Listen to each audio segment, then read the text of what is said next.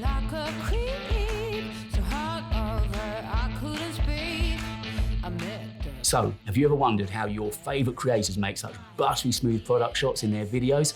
Well, I'm going to let you into a secret. They'll be using one of these, a slider, just like the one I've got from Neewer. And the great news is, if you go over to neewer.com, you'll find it available in different sizes and budgets to suit your pocket. The benefits of using a slider is that they'll raise the production levels of your videos from just meh to looking super polished and professional in the blink of an eye.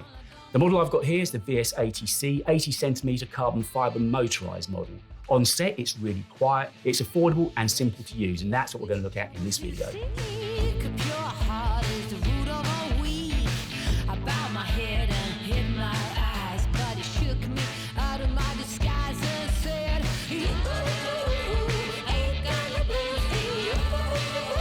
Setting up this Neewer slider really couldn't be simpler. When you unzip the case, you'll find the body of the slider itself, which is made from aluminium and carbon fibre, a couple of NP F550 batteries, one goes on remote control and one goes on the motor, which is on the body of the slider itself. A ball head, which I'll come to later, the remote control, which is super simple to set up, and some shutter-link cables which help you connect your camera to the motor on the slider. You'll get some Allen keys as well, but you don't actually need those because this slider from Neewer comes pre-assembled. All I needed to do was add just a little bit more tension to the belt using these side clamps. And then I was ready to go.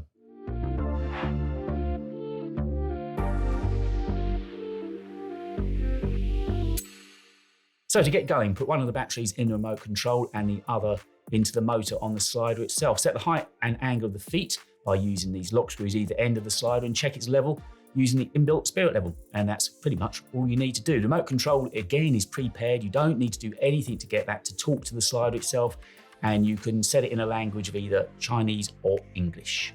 When you power up the slider using this button here on the front by the motor and remote control, you'll notice the first thing that it does is it will calibrate itself. The first thing I always do is set the A/B points for whatever project I'm working on, and you can reset those anytime you want by using the remote control and choosing the points you want as your A and B. Decide on the position of this center rail, which is a focus mode rail. Basically, it means that you can run obliquely to the object that you're shooting, and you can be very accurate on how it pans either from left to right or from right to left.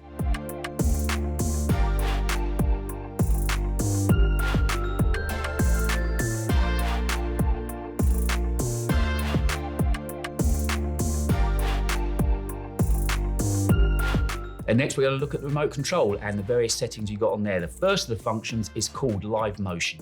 Live motion is the function that you'll probably use most of the time with this slider. And with live motion, you get the choice to have a ramp turned on or off. The ramp basically means that the camera, the slider will come to a nice, subtle, slow, soft stop at your A and B points. And it's something I leave on virtually all the time.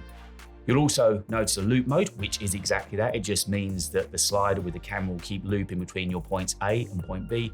And you can, if you want, go into manual mode, so you can use the joystick to move the camera and the slider manually.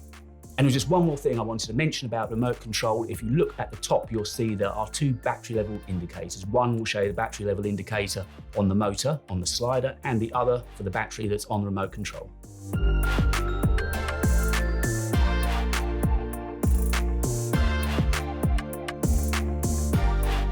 You'll notice when you undo the case, you'll get a number of cables, and those cables are there to connect your camera to the motor to let you shoot in time-lapse photography. There's a few settings to go through there as well. They're all pretty straightforward.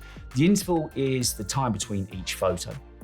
The exposure control controls the exposure time of your camera's shutter. The frames is the number of photos to be taken. And motionless, choose that if you want to stop shooting at the original position. And you can also choose to start shooting from either point A or point B. That's why I always suggest setting those points at the start of any project. The duration that you'll see there is automatic and isn't user adjustable. Neewer makes those calculations based on the intervals you set, the frames, and the start and stop points.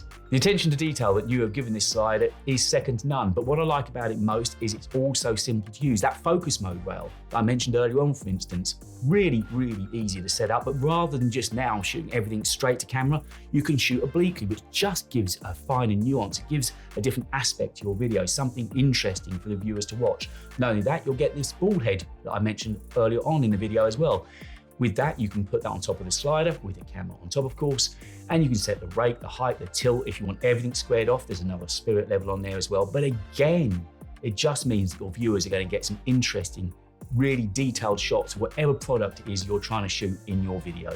And I'll tell you what, guys, since I started using this Neewer slider, my videos have just taken on a whole new level. They look more professional, more polished, more finished, and you can do exactly the same.